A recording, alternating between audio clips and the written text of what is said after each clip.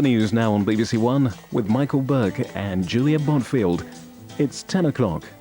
The royal princes have accused their former butler of a cold and overt betrayal. His revelations had been painful to them and would have mortified their mother. They want him to stop. We'll be looking at why the princes have said enough. Also tonight, back to earth, the final touchdown. Concorde taxes into history and the age of supersonic travel is over. And around 50,000 asylum seekers will be allowed to stay to save taxpayers' money. In BBC London news, calls tonight to renationalise the tube as the RMT signals its first strike date over safety and doubling the size of the congestion zone, but you can get through the middle for free.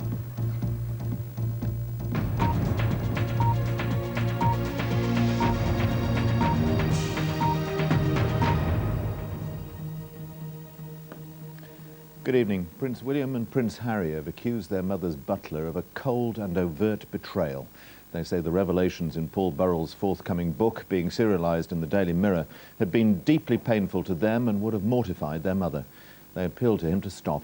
A few minutes ago, Mr. Burrell said he was saddened by what the princes had said, but refused to apologise for a book he described as a tribute to Princess Diana. In the words of Clarence House, they've had enough. Every day this week, Princes William and Harry have watched as a man they believed they could trust has sold some of their late mother's most intimate secrets across the pages of a tabloid newspaper. The depth of their hurt was evident from the language of the prince's statement. We cannot believe that Paul, who was entrusted with so much, could abuse his position in such a cold and overt betrayal. It is not only deeply painful for the two of us, but also for everyone else affected, and it would mortify our mother if she were alive today. And if we might say so, we feel we are more able to speak for our mother than Paul. The sense of betrayal is acute, partly because Paul Burrell knows so much, and because repeatedly he's pledged not to sell his story. This was what he said in March 1998. I was there. It's amazing. I was always there. At the end of a working day, or the beginning of a working day. I was honoured and privileged to keep those secrets, which I intend to still keep. Tonight, having sold at least some of those secrets, Mr. Burrell was unrepentant. I am saddened at the statement issued on behalf of Prince William and Prince Harry. Saddened because I know that this book is nothing more than a tribute to their mother. I am convinced that when the princes and everyone else reads this book in its entirety, they will think differently. My only intention in writing this book was to defend the princess and stand in her corner. Neither do I say sorry for writing this book, of which I am extremely proud. And I am convinced the princess will be proud of it too. I've told you the truth, where the British public should know the truth. Are you prepared to meet the two princes, Mr. Burrell? That's what I've always wanted to do. I'm greatly looking forward to it. Do you think that you knew their mother better than they did? For the royal family, and most particularly for Prince Charles, who was out and about in Manchester today, the net effect is undoubtedly a negative one. The royals can ill afford to lose friends, and the reopening of such painful wounds raises questions they would have hoped had gone away. It also, for Princes William and Harry, must sow seeds of doubt and suspicion over who can they truly trust. Nicholas Witchell, BBC News, at Clarence House. Well, Nick Witchell has moved on to Buckingham Palace now. Nick, what are the princes hoping to achieve by this? I think, first of all, Mike, they are simply wanting to register the depth of the hurt and the betrayal that they feel. You have only to look at the language from Clarence House tonight. The boys can't take any more. They can't understand the depth of the betrayal by someone they were fond of. Now, they accept that they cannot stop this book. It will be published in a few days' time, but they are worried, I think, given that Mr. Burrell, after all, is prepared to publish secrets, given that he clearly has access to some very private correspondence. They are worried that there may be further secrets which may at some future time seep into the public domain, and that is why Princes William and Harry have made this offer to meet Mr. Burrell if that would draw a line under the matter and would prevent further revelations which clearly are very hurtful to them and which undoubtedly are corrosive to the royal family as a whole. Nick, thanks very much. At 4:05 this afternoon, the era of supersonic travel came to an end. The last Concorde flight from New York touched down at Heathrow with some of the passengers and many in the crowd of thousands who turned up to see it in tears. Concorde was an economic failure, but a technological triumph, a symbol of modernity that was more than a quarter of a century old. Jeremy Bowen was on the last flight. You know, Michael, there was a real sense of excitement on the plane over from New York today. Even the most blasé frequent flyers felt it. The most privileged passengers in the world felt lucky to be there. Thank you. Thank you so much. Early morning in New York and the last hugs of what's been a long goodbye. Between them, the cabin crew have been here thousands of times. Then a word from Captain Mike Bannister about Concorde's power. The acceleration on the runway is quite something to remember, as I'm sure will be the rest of the flight. Concorde pushed back from Kennedy Airport for the last time. It takes off at 250 miles an hour, much faster than subsonic aircraft. The flight engineer who shot these pictures could hardly hold the camera steady.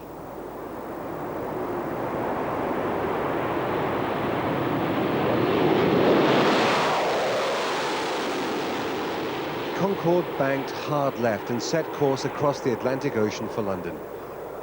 If there is another age of supersonic passenger flight, it probably won't be in the lifetimes of any of us who were on board today. The cabin crew served a champagne breakfast as Concorde climbed to the edge of space, almost 60,000 feet. Most of the Concorde flights since it started scheduled services in 1976 have been quiet, rather discreet affairs. Not this one. Some of Concorde's best customers were invited to fly one last time. I'm very sad for the future of civil aviation, because as far as I'm concerned, this was a huge step in technology and being able to travel supersonic speeds. The ballet dancer Darcy Bustle loved Concorde's grace. It's very weird to think that it's not going to be in the skies anymore. Yeah, it's such a beautiful, you know, machine that glides so beautifully. It's really odd that something that was technologically brilliant should be just fading away. It's not what usually happens with successful inventions. They usually go on and lead to others. By now there was no sensation of speed, but 11 miles below, sonic booms cracked across the Atlantic as Concorde hit 1,350 miles an hour. Concorde is still a technological marvel. It's unique, it's beautiful, and most of all it's fast. At the moment we're traveling at Mach 2, twice the speed of sound. In the time it takes to pour a glass of champagne, we moved 10 miles. Two other Concordes were in the air, going out around the Bay of Biscay and coming down from Edinburgh. Over London, we joined them, and air traffic control signed off. All the best for your approach. It's been a pleasure to serve you over the last 30 years. It's much appreciated, and we always like coming back to London. 3 smooth landings, and it was over.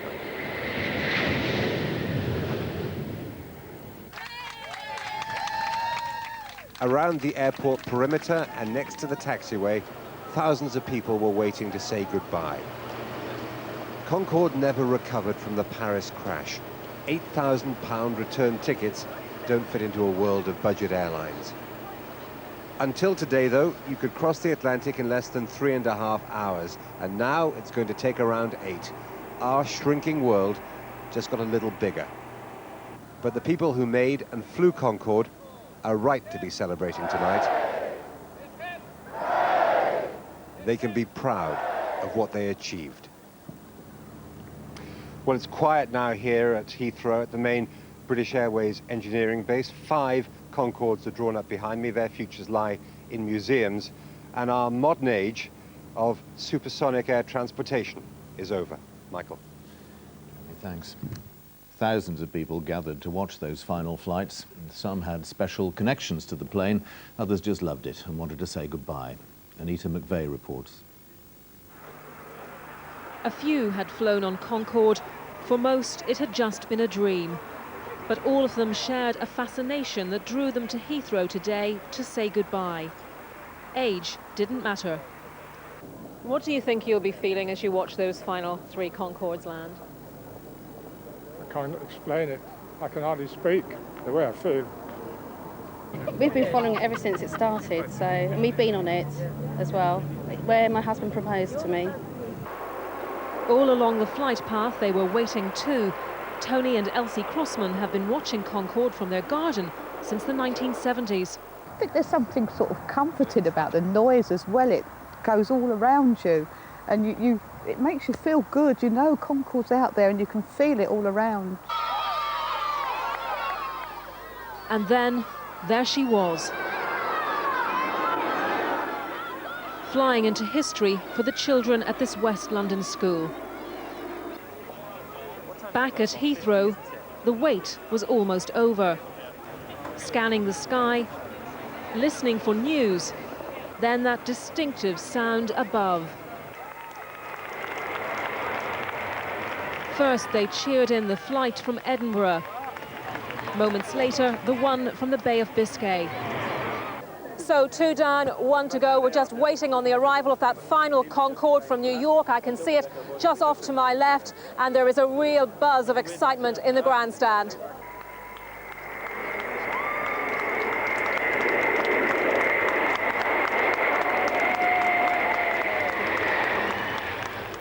Then touchdown, the last passenger flight. One of my dreams in life is always to travel on Concorde on my 40th birthday, so I'm not going to make that now. I just love airplanes. And there's not going to be anything like Concorde again, is there? Never. It captures the imagination of the British and, you know, the Lancaster bomber and the Spitfire and stuff like that, so it's just, you know, it's very sad, really. In the end, it was hard to say goodbye. Anita McVeigh, BBC News, Heathrow. Concorde was hailed as the future of air travel when it first took to the skies in 1969.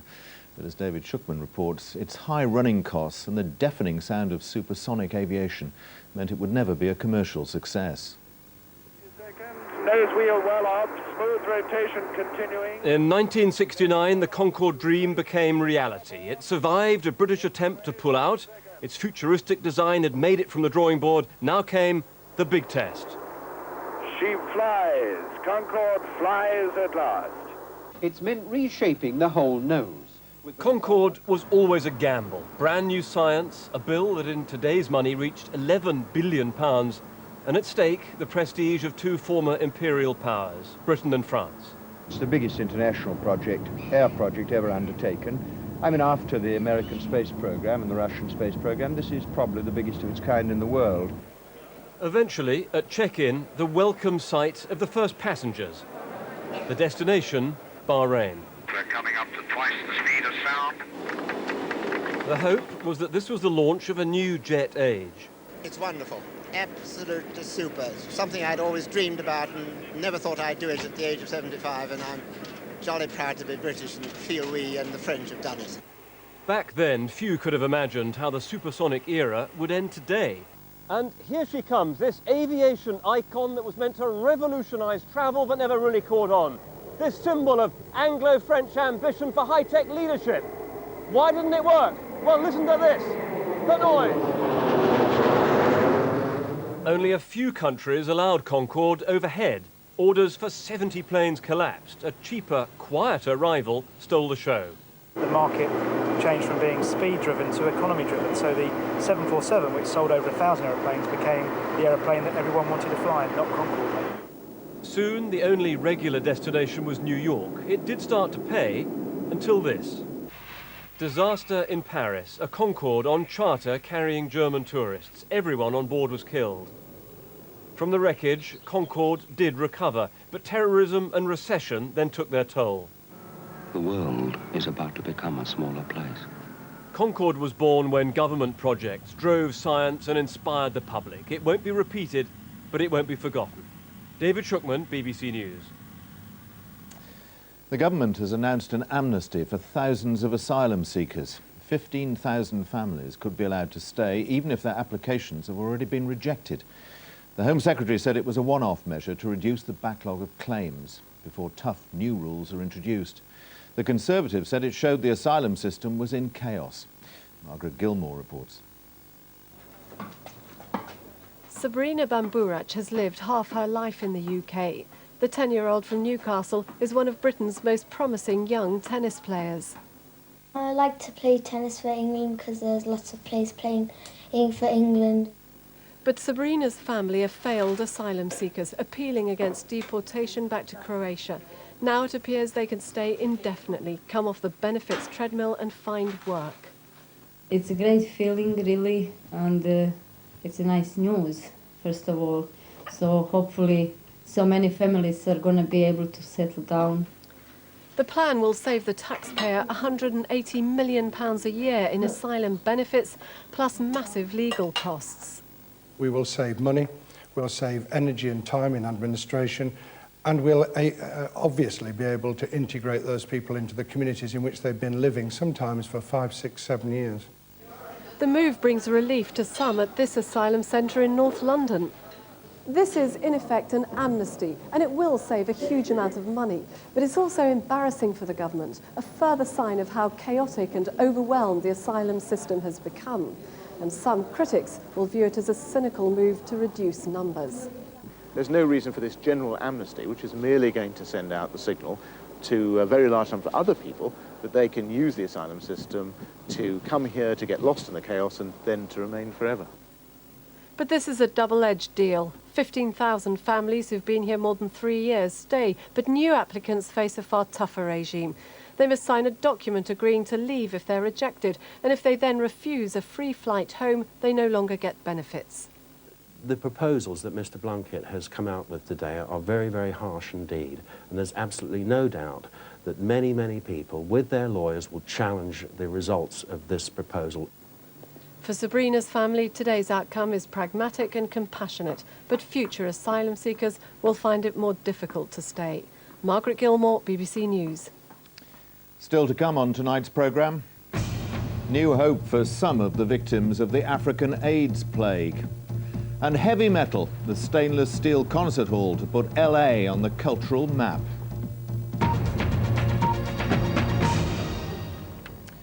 The cost of AIDS treatment for millions of people in the developing world is set to fall sharply following a deal brokered by the former American President Bill Clinton. Drugs companies in India and South Africa have agreed to cut their prices. 29 million people in Africa are thought to be HIV positive. And as Hilary Anderson reports from South Africa, some major Western companies have already started to pay for AIDS drugs for their workers. In the depths of the earth, Mokoni Nathaniel toils for a living, but here is a man living a miracle. A few months ago, his body was racked with tuberculosis. He could barely stand for weakness. Mokoni has AIDS, but his life has been changed. Anglo Gold, the company that runs this South African gold mine, is giving its AIDS employees the gift of years more life by providing them with the desperately sought AIDS drugs. We're more than a mile underground. The air is stale, it's really hot, and these men are working 8-hour shifts. It's the toughest kind of physical labor. And what's incredible is that 1/3 of the workforce here is HIV positive, and they're able to continue with their jobs in spite of their illness. AIDS has spread like wildfire in this mine. Mokoni's watched 14 of his friends die, and now the drugs have made him feel so good he can hardly believe he's ill. When I go underground, I don't feel tired. I'm right. I'm normal, healthy, and I can just do anything. I can just participate with other people. Up to 10 more years' life for Mokoni costs the company £60 a month for 4 pills a day. Anglo Gold spent more than £2 million on the whole programme, an investment they say is worth it. Instinctively, yes, we do also feel that there is going to be an economic benefit to this. There's things that you can't measure when you do an analysis, such as on-the-job fatigue, loss in on-the-job productivity, people not being able to operate at 100% of their capability. Today, the drugs prices have been slashed by more than half, meaning 2 million more Africans could get them. Here in KwaZulu-Natal, the factories are places of death. Most companies now can't afford the drugs. In some workplaces here, a staggering 50% have AIDS. At this family-run textile factory, half the embroiderers have died. The cycle's cruel. They've been replaced. Now Frida Tessong, at 59 years old, has found out she's infected. She's a single mother and can't afford to buy the drugs. Working's a struggle for her, but far worse is knowing she will die. I felt deeply depressed, and I told my boss that I think I'll take an overdose. I'd rather just get rid of myself quicker, because every day we hear about AIDS tablets, AIDS tablets. I said, but when is it coming through? That we can just go and get it. Even if it costs 100 Rand, we can afford it. 200 Rand, I can afford it. I'll treasure it, because it's going to save me. Frida knows her fate. The hospital down the road, so crammed that the dying lie untreated. 80% here have AIDS. AIDS now threatens to kill Africans in numbers comparable to the plague that once wiped out a third of Europe.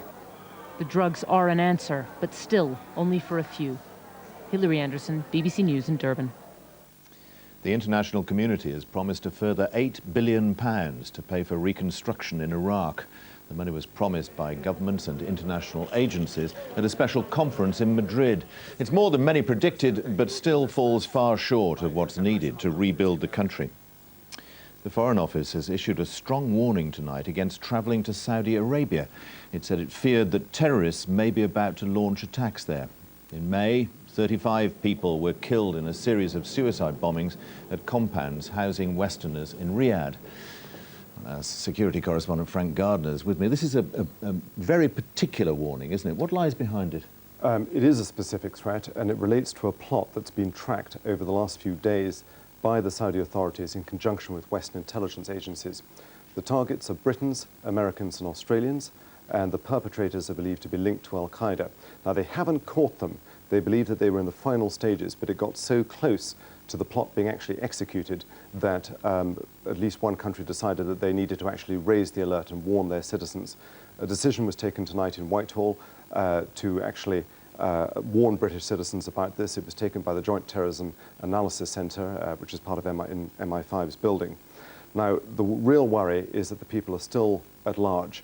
Almost every week, the Saudis are catching new terrorist cells. They're very well armed. They've not got sophisticated weapons. They've got pipe bombs, suicide belts, lots of explosives, and lots of guns. What worries me is that the last time we had a warning like this was a few days before the Riyadh bombing in May, which killed 35 people. So we can only hope that they've put them off the scent and at least scared them off carrying it out.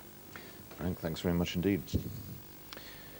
There's a dramatic new site on the Los Angeles skyline, best known for its smog and skyscrapers. It's a smooth, undulating, stainless steel concert hall, the latest work of the leading American architect Frank Gehry. Rosie Millard went along for the grand opening.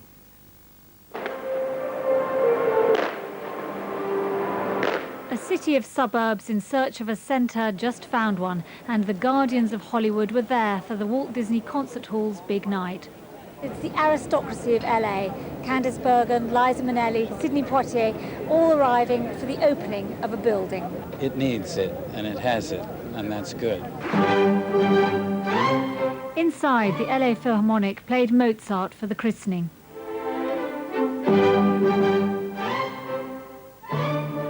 The $274 million building has been likened by its architect to a ship in a box.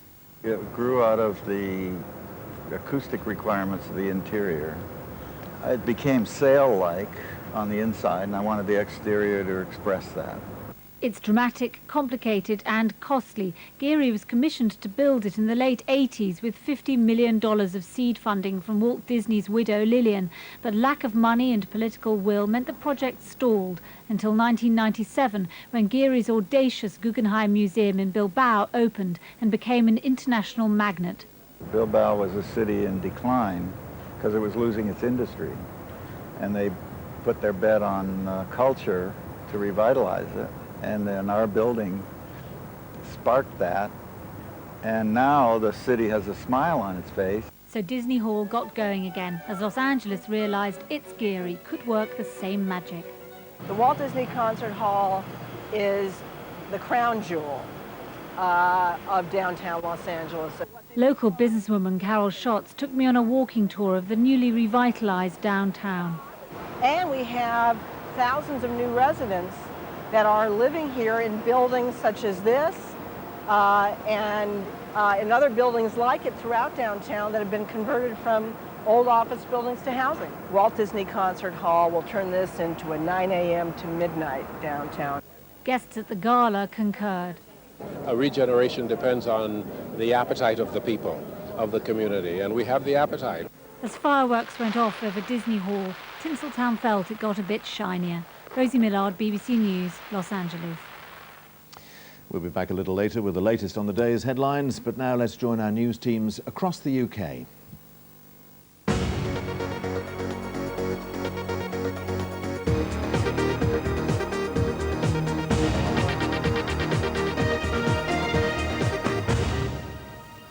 Good evening from BBC London News. I'm Julia Botfield. Tube strikes in the run-up to Christmas are looking ever more likely. The RMT union has decided to ballot members on industrial action because of concerns about safety underground. It follows 2 derailments in the last week, and the union wants track checks carried out every 24 hours, plus maintenance to be taken out of the hands of private contractors. Friday night, the Piccadilly line's in chaos. A broken rail is blamed. Luckily, no one's injured. 36 hours later, people are carried from Camden Town on stretchers. 7 injuries, again from a derailment, being blamed on track failure. The RMT claims to us handing maintenance over to private companies has affected safety. What we should be really looking at, should people be allowed to make profits out of maintaining the railway system? And our union doesn't accept that. Wednesday, thousands are stranded on the Victoria line. The evacuation making this the 3rd serious incident in less than a week. Thursday, Network Rail brings all maintenance work back in-house. The unions claim it's evidence that allowing the private sector to maintain infrastructure doesn't work. Today, more problems with a fractured rail at Gunnersbury. It's Network Rail's responsibility, but tubes are disrupted. As the rails clamped back together and trains run, the RMT calls us to their round table and tells us they're ready to fight. RMT members of London Underground are to ballot for industrial action over tube safety. That could mean strikes, but the union's first weapon, if their members back them, will be a go slow. That would mean trains idling along at 15 to 20 miles an hour, cutting services and increasing overcrowding. Many of our employees, in fact many of Mr Crow's members therefore, have been deeply upset by some of the comments in the media over the last week. The union's critics will say this is a poorly disguised political dispute because the RMT's views on the private sector are well known. But after a week that's seen 2 derailments, history has shown they're likely to win a good deal of public support. Andrew Winstanley, BBC London News. A judge today criticised social workers at Hackney Council after hearing that a baby died 6 days after being taken off an at-risk register. 19-month-old Tyrell Rowe was rushed to hospital after being repeatedly punched in the face. He died from brain damage. Tyrell's parents were sentenced at the Old Bailey for child cruelty. A family of builders who were secretly filmed as they conned their elderly victims out of more than £1 million were jailed today for a total of nearly 30 years. The Vincent brothers were branded the worst case of cowboy builders by a judge at Croydon Crown Court. He said they frog-munched their vulnerable victims to the bank after telling them their houses were about to fall down. A prisoner has escaped from a London criminal court while waiting for his hearing. It's the 3rd breakout at the Inner London Crown Court this year and comes just months after 2 dangerous prisoners escaped from a Securicor van. Police say the man is not dangerous. Questions have been raised over the accuracy of the government's census 2 years ago relating to central London. The Statistics Commission has concluded that huge chunks of the population in Westminster simply weren't counted. As a result, the council could have lost millions of pounds in grants. The mayor wants to double the size of the congestion charge zone, but create a free route right through the middle. The enlarged zone would include most of Kensington and Chelsea. The plans, which wouldn't come into effect for at least another 3 years, will be included in Ken Livingstone's election manifesto. Here's Samantha Simmons. I'm on the corner of Oxford Street and Park Lane. At the moment, Oxford Street's in the congestion zone, Park Lane isn't. And the new plans, Park Lane will remain free to use. It'll become a corridor between the extended congestion zone areas. So any roads to the west of here, well, you'll have to pay to use them. The idea is that a free road through the enlarged zone would prevent thousands of drivers from taking long detours. But many are concerned it'll just become a huge rat run. Well, Park Lane is a very busy route at the best of times, and a lot of traffic is diverted onto the ring road because of the existing congestion zone. So we would be worried that if they extended the zone, people would start to divert onto those free roads, and that could clog them up quite considerably. I think as well, it's way too early to be even thinking about extending the zone when we really don't know how successful it's been so far. The existing congestion zone has already prompted 50,000 drivers a day to skirt around the zone or switch to another mode of transport.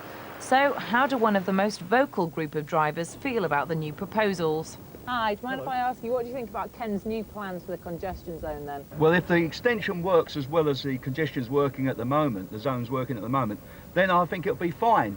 But if he introduces the idea of a free Park Lane and we get a major day of disruption in London, then we could find gridlock. For me, at the moment, it works fine. I don't think you're just going to suddenly get coach loads of cars, for want of a better phrase, sort of just piling down Park Lane because it's free. I mean, you've got to want to be there for a reason. Londoners will be able to have their say on the plans in next year's mayoral election. If they vote Ken back in, he aims to introduce the extension to the congestion zone in 2006. Samantha Simmons, BBC London News. Time for a quick look at tomorrow's weather prospects now with Peter. Thanks very much. It's going to be a frosty start to the weekend, but nevertheless a pretty good one for getting out and about. A lot of sunshine on Saturday, bit of rain Saturday night, clearing away during Sunday morning, then the sun will be back with us. And a big change next week with westerly winds. It won't feel as cold, but we're likely to get some showers or longer spells of rain. And that's the forecast.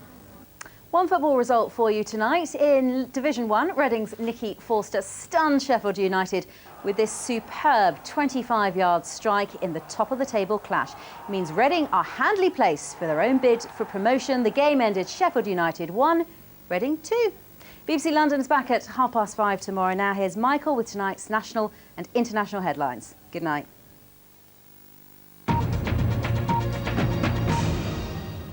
And the main news again tonight. The royal princes have accused their former butler Paul Burrell of a cold and overt betrayal. They say his revelations in a forthcoming book have been painful to them and would have mortified their mother.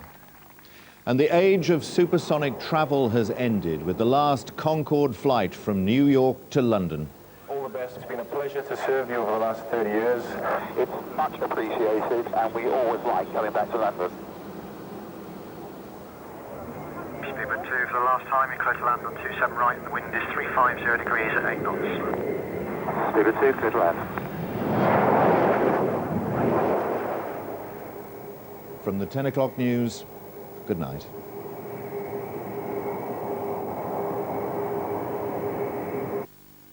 Hello there.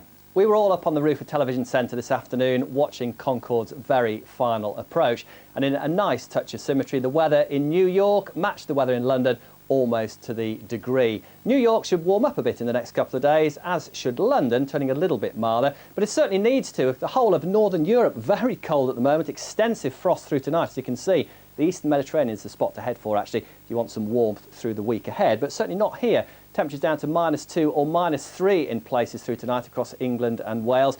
Frost for a time as well, I think, across southern and eastern parts of Scotland, possibly Northern Ireland. But here temperatures beginning to rise again towards the end of the night. Now, we've seen plenty of showers running in on that chilly northerly wind through today. They're beginning to ease away now from the coasts of Lincolnshire and Yorkshire. They'll keep going across Norfolk for a good part of the night, also across the western side of Wales and in towards Cornwall. Further showers ganging together across the northwest of Scotland as we move in towards tomorrow morning. So some longer spells of rain, I think, moving in here. And that thicker cloud with those showery outbreaks of rain working its way southwards as we go through the day. So some heavy outbreaks possibly running into the Manchester area, across the north of Wales, and again running down that eastern coast of England. Some hail, some thunder, certainly a possibility in some of the heavier showers. 1 or 2 heavy showers into Northern Ireland too, but it's going to be quite late in the day, into the evening I suspect, before those showers eventually push down into the southeast of England, and at the same time something a bit drier and brighter running in across the northern half of Scotland. A chilly day again everywhere. Temperatures about the same as today's, but certainly where you get those showers coming through, it really is going to feel quite cold for a time. First sign of change is coming in during Sunday. It'll be quite chilly again Saturday night into Sunday morning across England and Wales. A touch of frost certainly, but a bright day generally here, I think, and with lighter winds, not feeling quite as chilly, with temperatures up around 11 or 12 degrees. But the cloud will be thickening up fairly quickly across much of Scotland and Northern Ireland, bringing some drizzly outbreaks of rain towards the latter part of the day. But a different feel to things here by the end of the day, because that's a weather front that's introducing somewhat milder air in across the UK as we go through Sunday night and into Monday. It's going to be a while before it finally reaches that southeast corner. So here I think still chilly after a bright start across the southeast. Elsewhere those temperatures just that little bit higher, 13 to 15 degrees. A lot of cloud around though, and as we move in towards the middle part of the week, turning a bit stormy with the prospect of gales across the northwestern part of the UK, and a bit of rain for most of us I think as the week goes on. That's your weather then. Have a great weekend. Bye-bye.